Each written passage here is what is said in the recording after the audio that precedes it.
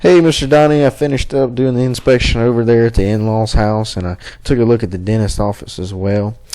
Both of those come up with, they had hail damage on them, or a little bit of hail damage on both of them, very minimal hail damage. I had some more wind damage on the in-laws house, though, but both of them I pulled a hail report, and we both had a hailstorm on the 13th that would have affected those. Now, on the older roof at the in-laws, it's going to be more susceptible to the elements, so I'm seeing a little bit more damage on it, more from wind, less from hail, but the hail damage is both minimal in both locations. But the roof over at your in-laws house is in pretty bad shape, so I definitely would suggest filing a claim here and trying to see if your insurance company would replace it. Now, filing a claim for a wind or hail related claim, it doesn't affect your rates negatively. It can't. It's legally they legally can't increase your rates because of it, because it's an act of God. However, the only way that they do increase rates because of an act of God is like if a hurricane hits or something like that, and an entire area files claims. They'll increase everyone's rates, but not the case in your situation. I definitely highly suggest filing a claim because your roof isn't old and it's in bad shape and it needs to be replaced, and you've been paying insurance. You want to try to use it if you can. Now, I'll show you some evidence of the hail damage up there. If you see where I shine my light, there's a bunch of very small little dings in this flashing. And now these are very small, and they're at the very least of what would damage this roof. So the hail damage on both of these roofs is very minimal, but the wind damage on this older roof here is what we get it bought. So here's some very evident wind damage here. Now I'll also show you the less evident wind damage here. So what happens here, the shingles are a sealed system, so all of these shingles should be sealed to the roof. I shouldn't be able to pick any of these up, but if you look here, all of the seals on these are broken and they're corroded with debris, and that's because the wind has lifted these shingles, it's torn the seal, and it has corroded the mastic with debris. I apologize, this Ben, go away. and it covers it with debris, the mastic, and it's kind of like putting sand on a piece of tape. It's not going to work anymore there. And what happens is water can now, every time a slight rainstorm comes through, water can go under these shingles with a little bit of wind lift and get an effect of the wood or get into the house and damage the house. Now, I believe the water's coming from the flashing around the chimney, in this case, where all the water damage is on the inside.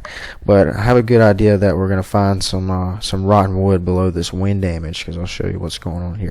I could feel that it was soft when I was out there the other day, and that was directly below the wind damage. And there's probably going to be some below that vent up there too, because the flashing was messed up on it too. So the squirrels, they like to eat lead, so that they're eating all the pipe boots on the house. Anytime there's trees over the house, I suggest we use a neoprene pipe boot, because squirrels love to eat the lead ones. Let's see. Now, your main issue at that house is your chimney. Let's see if I can show you what's going on with it. So probably what happened is whenever they replaced the roof last time, they didn't replace the flashing on the chimney, or whoever did just did a shabby job at doing so. So it's not spilling the water correctly.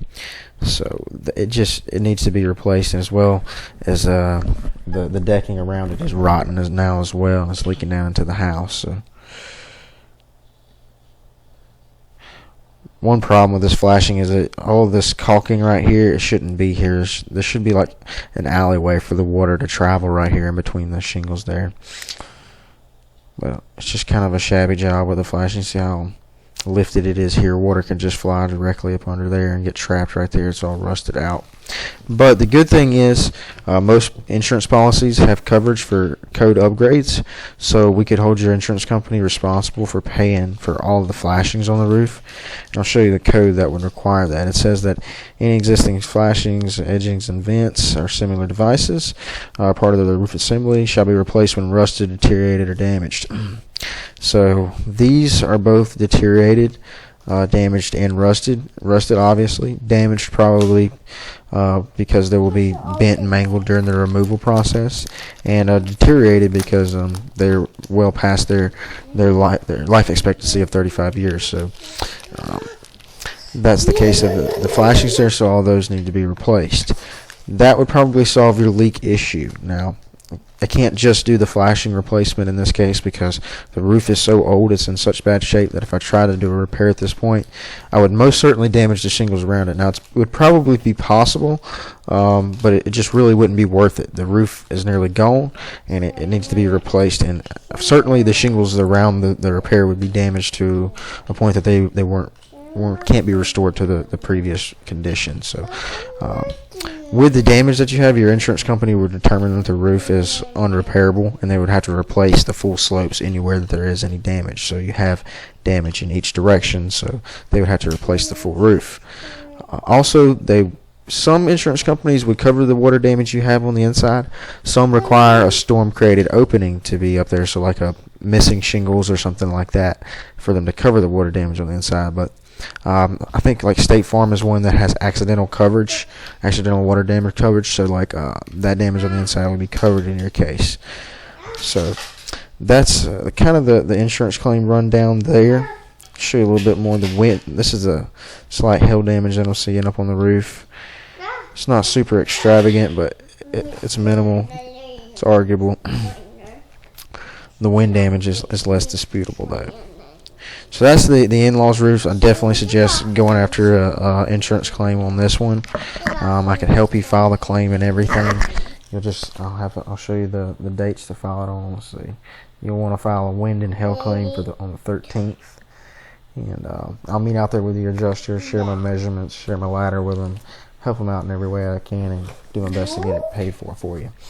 Now that's the recap on that one. The dentist office. It's in the roof there is in pretty good shape. It doesn't necessarily need to be replaced right now.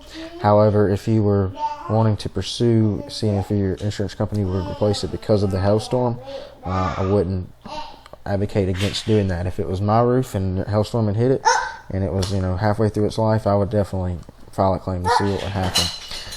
But I will say that it's very minimal. I'm not seeing extravagant damage on it, and that's because the level of susceptibility too. So the in-laws roof is very old, so it's going to be much more susceptible to the elements, versus your roof appears to be the dentist office roof appears to be newer and in better shape. So it's not going to see damage from a 1.25 hailstorm as bad as a older roof would. Now, that being said, I'll still happily meet out there with the adjuster and show him what I've seen as far as damages and get all this stuff taken care of. Now, when we do a roof, we do it to top-notch quality. We make sure that all of these accessories are replaced, everything, all the flashings are replaced. That if we need to work around your customers, we can do whatever we need to do to get it taken care of. Thank you, Mr. Donnie.